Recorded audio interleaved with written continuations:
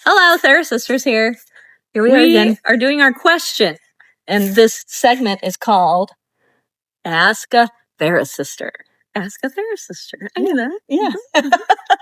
Sometimes I forget the titles. I know, it's okay. We all have our strengths. Yes. Yes. So the question today is, how do we show up for our clients when we personally are struggling? Yes, because we have lives too. Yes. Okay.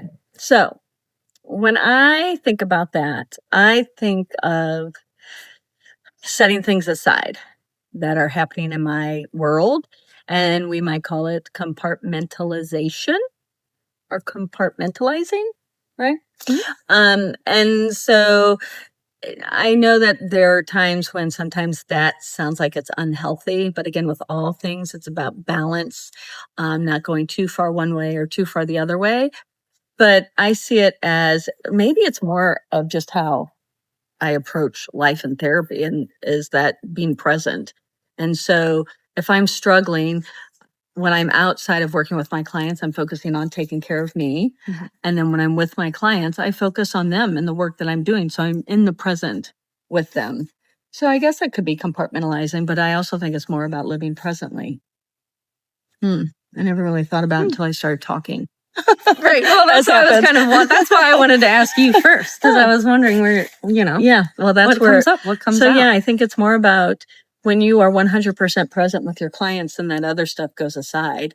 Mm-hmm. But you still want to ensure that when you're on your own time, you are doing the things to take care of you. Yeah. What are your thoughts? It's very similar. It's like the same. Like when I go into my office, I prepare myself for my session, and I make sure that I'm ready to be present with the people, so that and I think we kind of talked about this in a previous thing, because then I was thinking about, like, if I'm struggling, then maybe things could pop up more while I'm in session, than if I'm not really struggling. Yeah. Right. And so, like, that to me, because typically I don't feel like I get distracted in session very much. Oh, right. And so if I am kind of struggling, then I would get distracted more in session. Oh, yeah. So it's more of, how do I bring myself back? Mm-hmm. Right. And so I think it's that reminder of bringing it back and being present. So I think it's the same. Yeah. I recently had a friend mention something to me about, like, kids growing up and like, oh, well, you're a therapist, so I'm sure, this kind of stuff is, like, easy for you. And I was like, actually, no. Sometimes it feels like knowing, like, I know too much. Yes. Sometimes it feels extra hard, or so, I don't know, not extra hard, but like, or I don't know if I put more pressure on myself or what, but like, and it's like, it depends on the kind of therapy that I do. So it's like, I don't always know how to show up in this situation or this situation. Exactly.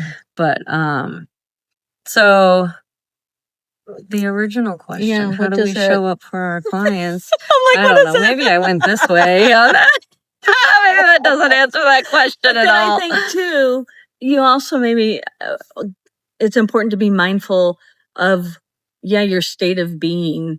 And there are times where maybe you can't show up for your clients, and that's okay. Just being aware of being honest about that, and taking a break. And taking that break. Yeah.